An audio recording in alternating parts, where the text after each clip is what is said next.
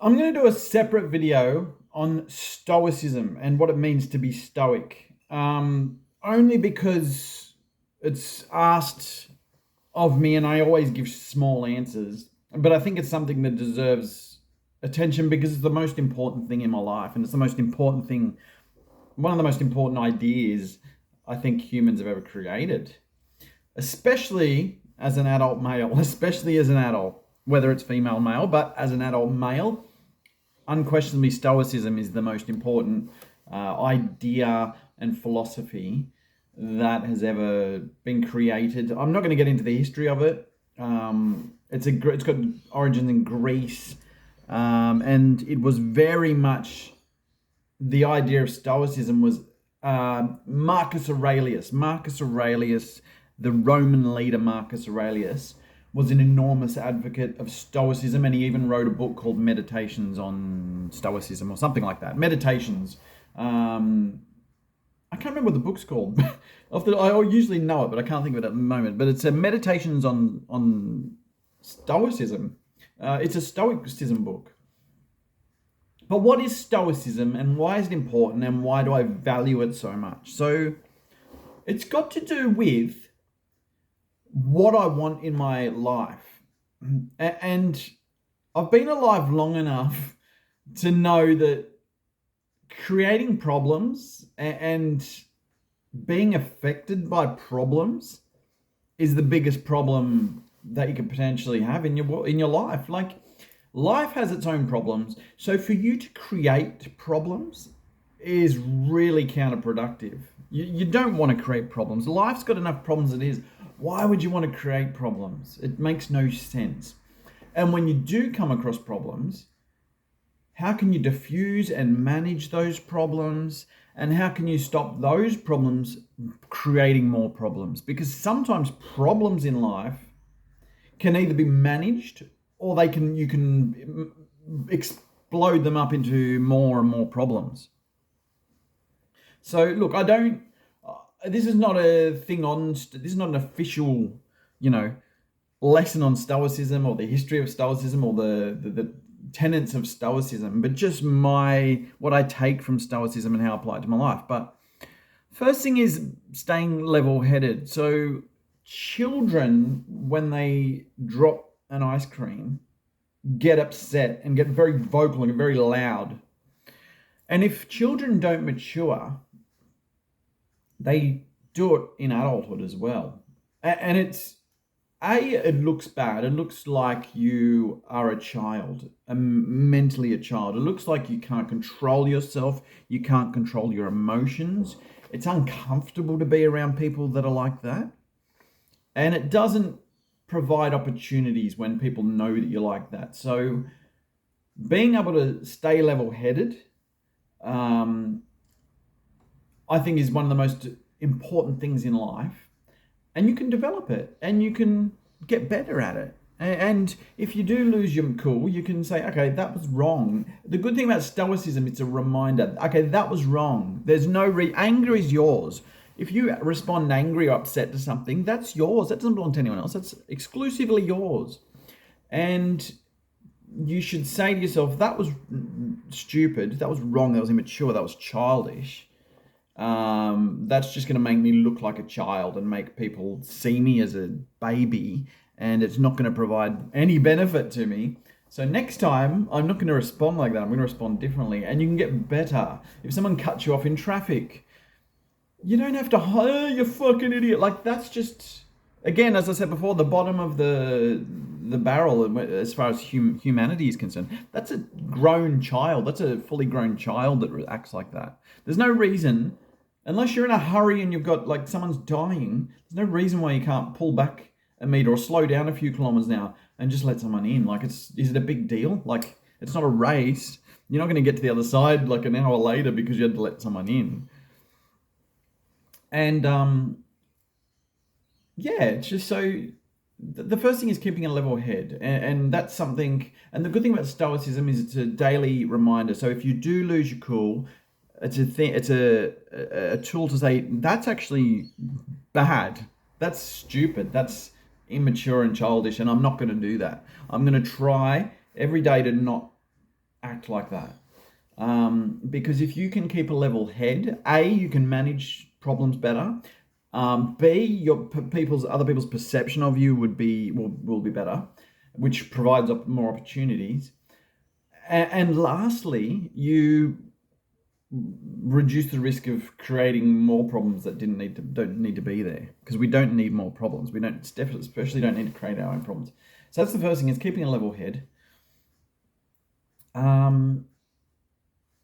So a couple of, and I do see it in some politicians. In American politics, there is a little bit, especially lately, there's a lot of this, like Trump and Biden sort of, you cheated, you got the Russian. They're always accusing each other. Like, no one ever says, I want to welcome the new president. It's always, oh, they cheated and this and that. That's not Stoicism. If you go to, like, John Howard is a perfect example of a Stoic. Very, very level-headed. If you listen to him talk, now I'm not saying that I'm advocating for John Howard. I'm not saying he's a great, like he did wonders, Lord. I'm not talking about his politics. I'm talking about him as human and a Stoic.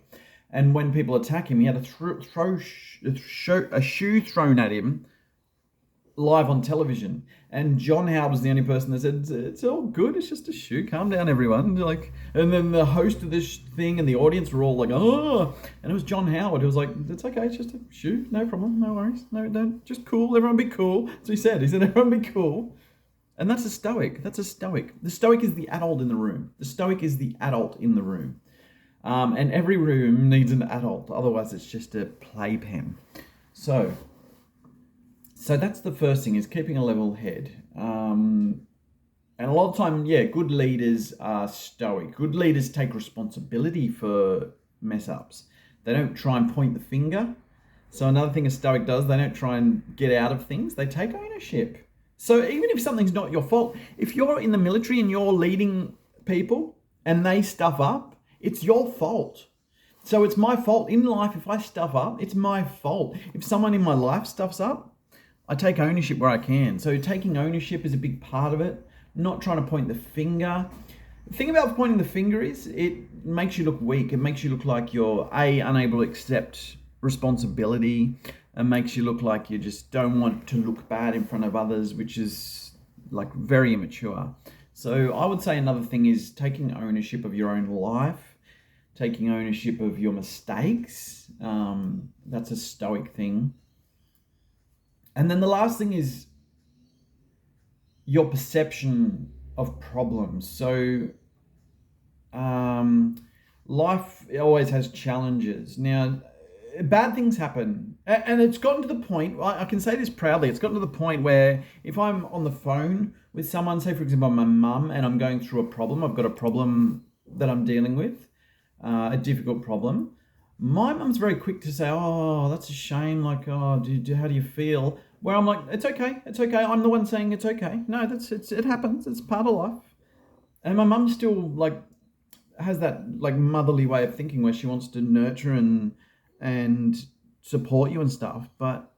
And in the past, I would have been whinging. Oh, yeah, it's because of this, because of that. I feel like terrible. When now I say, no, it's fine. It's fine. It's not. I'm still here. I'm still pushing forwards. No problem. It's that these things are part of life. No problem. So the other part of Stoicism, is problems and making them opportunities, using them as opportunities. Problems always have opportunities, even if that's for the purpose of growing stronger as a stronger human. Challenges always have opportunities and lessons. And that's a good thing about problems in life. They are lessons. When you get into financial strife, it's a lesson to not get into financial strife. When you end up sick and your health is deteriorating, it's a lesson to eat better and exercise. When you have a lot of relationships that are damaged and broken and breaking, it's a great lesson to go, okay, what is going on? I seem to be the common thing here. What am I doing? Again, ownership. What am I doing? When a relationship goes wrong, what am I doing? It doesn't matter what they're doing. It doesn't matter what the other person's doing. If a relationship doesn't work, it doesn't really matter what they're doing. What matters is what you're doing and how you can be a better person, how you can be a more level-headed person, how you can be a strong figure in your own life and for the people around you. That is essentially what Stoicism is.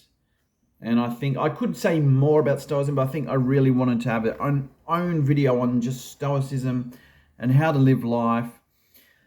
And don't get emotional, looking into things too much. Oh, that means this, that means that. Oh no, that's that. Don't you know that that means this? Like that's just nitpicky and silly and just childish.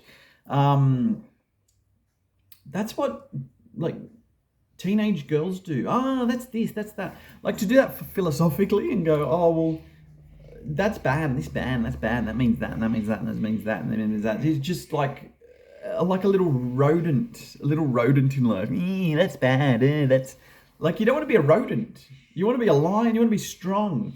You don't want to be a little rodent running through nitpicking at everything and picking up on everyone's problems and weaknesses and pointing out like errors in other people. Like that's just like little rodents running through the street. You don't want to be a rodent. You want to be a stallion. You want to be a lion. You want to have strength. You want to be a boulder. You know, you don't want to be little rodents. So that's the last thing I would say about Stoicism. I hope that all made sense. I'm not sure if it did, but anyway.